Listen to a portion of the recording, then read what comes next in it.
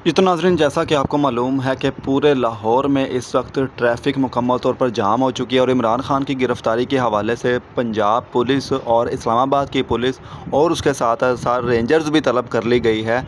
और बहुत बड़ी तादाद में कारकुनान और रेंजर्स के दरमियान और पुलिस के दरमियान झड़पें जारी हैं और बहुत से जो पुलिस वाले हैं वो ज़ख्मी भी हो चुके हैं। कई पीटीआई के लोग भी ज़ख्मी हो चुके हैं। ये वीडियोज़ आपके सामने हैं सारी। ये ज़मान पार्क की वीडियोज़ हैं जो हमने रिकॉर्ड की हुई थी और जो कल रैली निकली थी उस हवाले से भी इसमें वीडियोज़ शामिल हैं, जिसमें इनकी बगैरती देखी जा सकती है कि किस तरह ये लोग सड़कों पर आए हुए हैं और लोगों को तंग किया हुआ है इन्होंने। और पीटीआई के ऊपर इस वक्त बदतरीन शेलिंग जारी है। और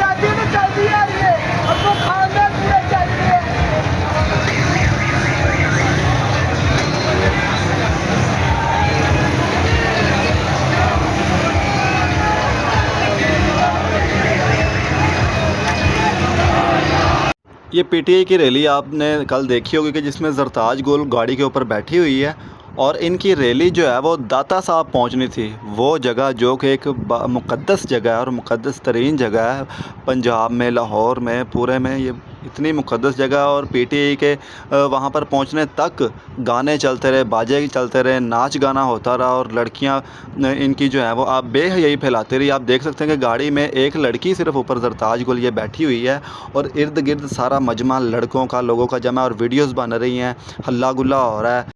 ये भी ख़याल नहीं किया गया कि दाता दरबार वो हस्ती है जिसने इस हिंदुस्तान में आकर लोगों को मुसलमान किया था और लोगों को कलमा पढ़ाया था।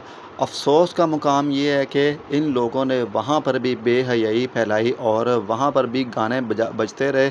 देख सकते हैं आपके इनकी ये रैली, एक तरफ तो इनकी गाड़ियों की मुकम्मल लाइन लगी हुई है और जो दूसरी तरफ रोड है वहाँ पर लोगों के गुज़रने की भी जगह नहीं मिल रही।